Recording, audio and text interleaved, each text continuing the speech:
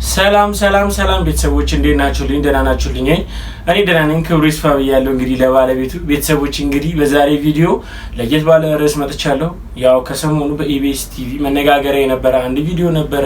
የተማሪ ብርቱካን ተመስገን ያው የህይወት ታሪኳን በአዲስ ምዕራፍ የኢቢኤስ ፕሮግራም ላይ አጋርታ ነበረ። በዚህ ጉዳይ ላይ ብዙ ሰዎች መነጋገሪያ አድርገውት ነበረ። ብዙ ሰዎች በእንደዚህ አይነት ደረጃ የሰው ልጅ ላይ እንዴት እንደዚህ አይነት ጭካኔ ሊፈጸም ይችላል ብሎ በጣም ሲነጋገሩበት ነበረ። በሶሻል ሚዲያ ላይ በስፋት ሲነገር ነበረ።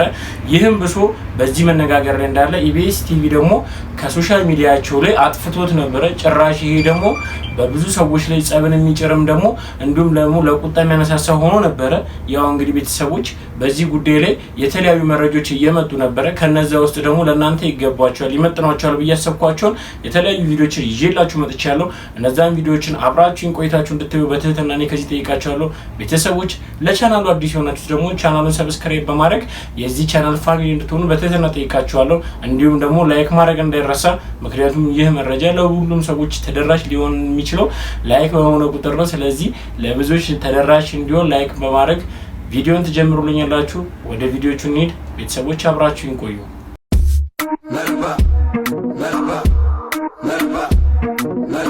እንግዲህ ቤተሰቦች በመግቢያ እንደገለጽኩላችሁ በቪዲዮ ጉዳይ ነበር መነጋገሪያ የሆነ ኢቢኤስ ካጠፋው ቪዲዮ ላይ ትንሽ ተቆርጦ የወጣ ቪዲዮ ነበር። እስቲ በሷ ጉዳይ ላይ ቪዲዮ ነውና በሱ ላይ አስተያየት እንሰጣለን። እሺ፣ ከዛ በኋላ ያ ሁሉ ነገር አለፈና ዩኒቨርሲቲ ገባሽ። ዩኒቨርሲቲ ገብተሽ ሁለተኛ ዓመት ተማሪ ሆነሽ ነው ይሄ ነገር ያጋጠመሽ። እንዴት ነበር? እስቲ ጊዜውን አስታውሽ። ማለት በጣም ነው የሚከብድ። 3 ሰዓት ላይ ልክ ከላይ ወረ 3 ሰዓት ዘጋብኝ። መመለስ አልፈልግ እንደ ወጣሁኝና የሆነ ይሮራጣሉ ማለት ነው ሰዎቹ። ስንሄድ በቃ ኧረ እንደዚህ ተኩስ የተነሳ ማለም ትሄዳላችሁ፣ በቃ በዚህ ሄዱ ነው በዚህና እንትን በሉ እዚያ ካገቡ ምናምን ሲሉን እኛ በሰዓቱ ተኛን ተቆርቁሮ ነው የመሰለን። እኛ እንደዚህ ለማትረፍ ነው ብለን ተንደርድረን ራሳቸው መኪና ገባን። የነሱ መኪና ምን እንደሆነ ረብሻ የሚፈጥሩ ሰዎች በመጡበት መኪና። አዎ ከፍት ነው ከኋላ። 1 አመት ከ6 ወር ነው እዚያ የቆየነው ጫካ ውስጥ ምንም ነገር ሳይፈጠር። አመት ከ6 ወር ምን ነበር የሚሏችሁ? ትጥቅ ነው ልንቀየራችሁ ነው ትታጠቃላችሁ፣ አለበለዚያ ያሰብነው አለ እሱን እንሰራለን አብረን ምን ይሆናል እያሉ። የት ነበርስ የምታድሩት? እዚህ ውጭ ላይ ነው። ብዙ ጊዜ ዛፍ ነበር እንዲተከልል እንትን ማለት ነበር። እዛ በምትሆኑበት ጊዜ በተለይ ለሴቶች አስቸጋሪ ሁኔታ የንጽህና መጠበቂያ ማግኘት ነው። ያንንስ እንዴት ነበር የምታሳልፉት? የምን ንጽህና መጠበቂያ ነው? መቀሰም ብለን ሰናክ ነበር ምንለው። ከ1 አመት ከ6 ወር በኋላ ምንድነው የተፈጠረው? መጨረሻችን ላይ ሰልፍ አሳለፉን። እርቃናችንን አውልቀው ልብሳችንን ካወለቁ በኋላ ሰልፍ አስያዙ። እኔ አጋጣሚ ከአምስተኛ አካባቢ ላይ ነበርኩኝ። ግንኙነት ከተደረገ በኋላ እንዴት ሲጨቀጭቁ ራሱ በፌሮ ሲወጉ አላስታውስም። ደንዝዟል ሰውነት። ምን ያህል ሰው እንደተደረገ ምን እንደተደረገ አላውቅም። በ6ኛ ቀን ስነቃ እንደ ማበላ ነው የሚፈሰው። እሷ ደግሞ አንድ አካል ስለጎደላት ምንድነው አማራጭ? የለበስኩትን ልብስ አውልቄ ለሷ ነገሮቿን አስሬ ነው ቅፋን እየወተቱ ጀመረ ጀመሩ። እንዳላዝላት አልችላትም። ከዛ አብረን ነው ምን ሄደው አንቺ ነው ቆጥቼሻለሁ ስትለኝ እንዲሁ ነው ሁለት አካለ ስንኩል ማን ይቀበለናል አልኳት። እንግዲህ ማንም ቢሆን እንደዚህ ደም እየፈሰሰ እንደዚህ ምድሩ ሁሉ ጨልሞብኝ ነገ ወዲያ የተሻለ ህይወት አገኛለሁ ብዬ ነገ ወዲያ ጥሩ ቦታ ደርሳለሁ ብዬ አሰብኩት ልጅ በቃ መጨረሻው እንደዚህ ሲያመር እንደዚህ ሲሆን በጣም ከፋኝ። በቃ ለሁሉም ነገ ወዲያ እንዴት ነው የምሆነው? ምንድነው ማድረግስ የምችለው? በምን አይነት መልኩ ነው ህይወቴንስ መጠገን የምችለው? አይዞሽ የምለኝስ ማንኛው ሰው ነው? በቃ አለው እንደዚህ መጨረሻ ላይ ምንድነው ጎዳና ተዳዳሪ ሊሆንኩት። እንግዲህ ቤተሰቦች ቪዲዮ እንደሰማችሁት ነው። ምን አይነት ጭካኔ ነው? ምን አይነት እኔ እንጃ፣ እኔ ቃላት የለኝም ማለት ለማመን ራሱ የሚከብድ ነው። በዚህ ደረጃ የሰው ልጅ ላይ መጫወት፣ በዚህ ደረጃ የሰው ልጅ ላይ ስቃይ ማድረስ ሊያውም ከዚህ በፊት ምንም አይነት ግንኙነት ምንም አይነት እውቅና የሌላቸው ነው። ማለትም ሰው አንድ ሰውን ለመጉዳት ቢያንስ የሆነ ትውውቅ ሊኖረው ይገባል። ግን ምን አይነት ጭካኔ ቢሆን ነው በዚህ ደረጃ ሰው ላይ እንደዚህ ጨክኖ ሰው ላይ እንደዚህ ከፍቶ ይሄን ያህል ችግርና ይሄን ያህል መከራ በሰው ልጅ ላይ ማምጣት ማለት ምን ለጆሮ ራሱ ለመስማት ይከብዳል። በጣም የሚከብድ ነገር ነው እና ይህን ነገርን ስቃይ እንዳሳለፈች ስትናገር እንኳን ራሱ ፕሮግራም መሪ የነበሩት እነ ዘወትር እነ ሉላ እንግዲህ ስሜታቸውን መቆጣጠር ከብዷቸው እንኳን ራሱ ያው እያለቀሱ ነው በእንባ ነበረ ሲያዳምጣት የነበረው። ይህ ነገር እንግዲህ ለጆሮ በጣም ይሰቀጥጣል፣ ለጆሮ በጣም ይከብዳል። ሰው ራሱ ይረበሻል። እንደዚህ አይነት ነገር ሲሰማ በጣም ከባድ ነው እና ቤተሰቦች ይህንን ቪዲዮ ከተሰማ በኋላ ያው በጣም መነጋገሪያ ሆኖ ነበረ። በዚህ ጉዳይ ላይም ኢቢኤስ ምንም ማስተባበያ ሳይወስድ ነበረ ቪዲዮውን ከሶሻል ሚዲያቸው ላይ ያጠፉት። በዚህ ጉዳይም ኢቢኤስ በጣም ሲተች ነበረ። ነገር ግን ያጠፋበት ምክንያት በስተመጨረሻ ቪዲዮ ተለቅ ብርቱካን ተመስገን ያው እንግዲህ የደምቢ ዶሎ ተማሪ እንደሆነች የደምቢ ዶሎ ዩኒቨርሲቲ ተማሪ እንደሆነች ተናግራለች። በዚህ ጉዳይ ላይ ደምቢ ዶሎ ዩኒቨርሲቲ ደግሞ የሰጠው መግለጫ አለ። ያው መነጋገሪያ የሚሆነው ከዚህ አንፃር ነው። ስለዚህ ደምቢ ዶሎ ዩኒቨርሲቲ የሰጠው መግለጫ እንከታተለው እስቲ። ብርቱካን የደምቢ ዶሎ ዩኒቨርሲቲ ተማሪ አይደለችም ሲል ዩኒቨርሲቲው በድጋሚ መግለጫ ወጣ።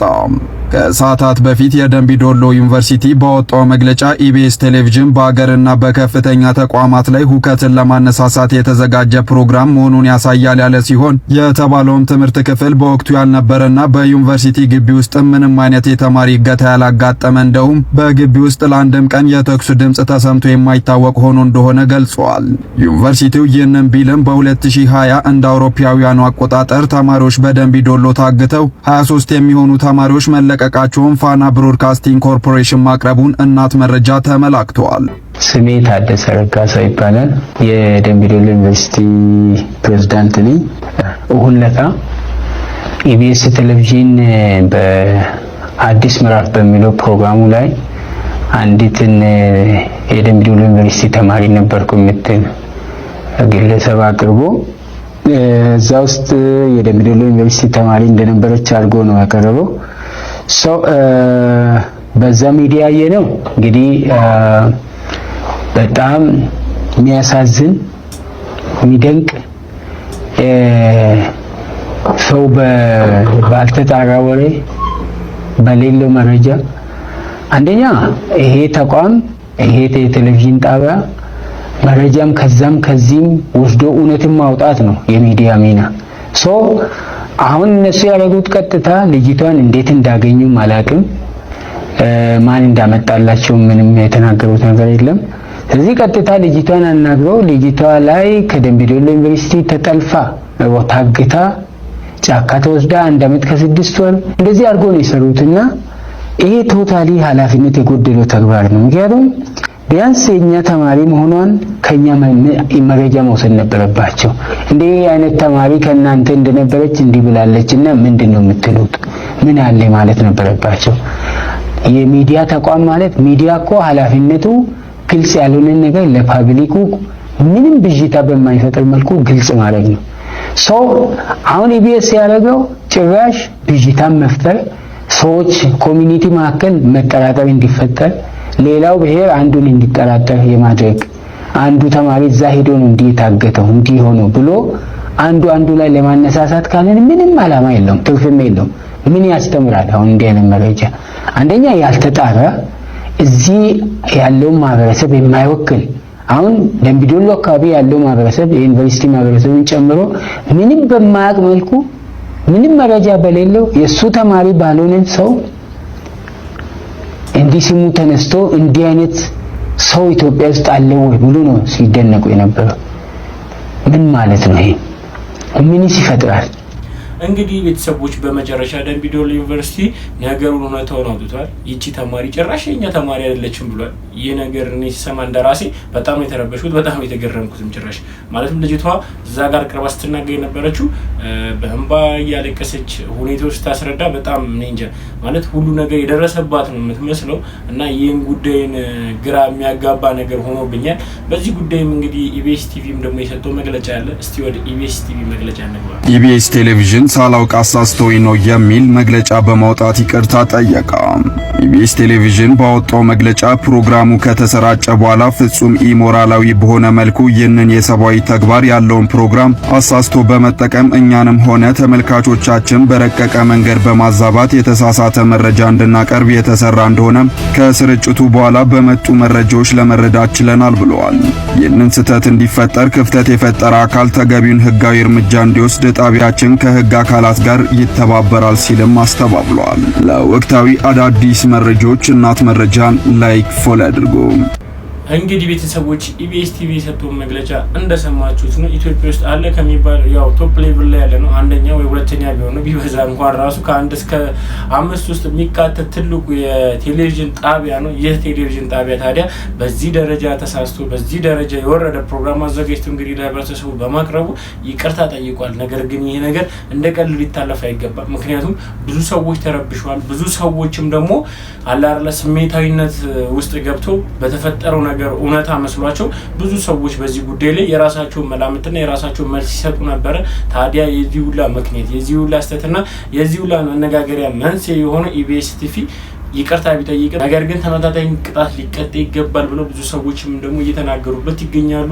እውነት ግን ተሳስተው ከሆነ በጣም ያሳዝነው። ነገር ግን ቤተሰቦች እኔ ደግሞ እዚህ ጋር ኮንፊውዝድ ያደረገኝ አንድ ቪዲዮ ደግሞ አለ። በዚህ አጋጣሚ ከዚህ በፊት የመጀመሪያ ጊዜ የደምቢ ዶሎ ዩኒቨርሲቲ ከ2 ዓመት ከ3 ዓመት በፊት ታግቷል የተባለ ጊዜ ፋና ቲቪ የዘገቡ ነበር። እስቲ በሱ ጉዳይ ደግሞ እስቲ አንድ ቪዲዮ እንየው።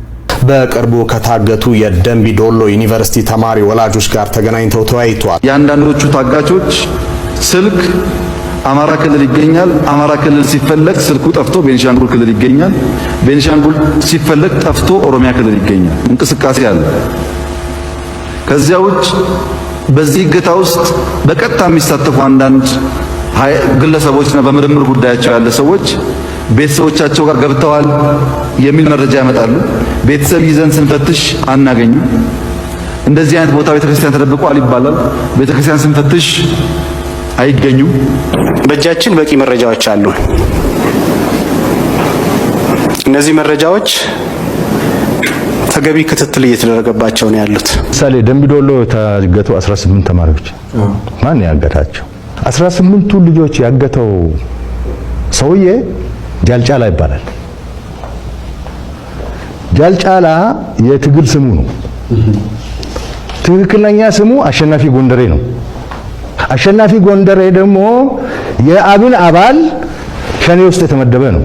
እንደዚህ ደም እየፈሰሰ እንደዚህ ብቻ ሁሉ ጨልሞብኝ ነገ ወደ የተሻለ ህይወት አገኛለሁ ብዬ ነገ ወደ ጥሩ ቦታ ደርሳለሁ ብዬ አሰብኩት ልጅ መጨረሻው እንደዚህ ሲያመር እንደዚህ ሲሆን በጣም ከፋኝ። እንግዲህ ቤተሰቦች አሁን ያየናቸው ቪዲዮዎች ደግሞ ያኔ በሰዓቱ ይህ ነገር ተፈጠረ በተባለ ሰዓት 18 ተማሪዎች ተጠልፈዋል ታግተዋል በተባለ ሰዓት ከመንግስትና ከተለያዩ ባለስልጣናት የተሰጡ አስተያየቶች ነበሩ።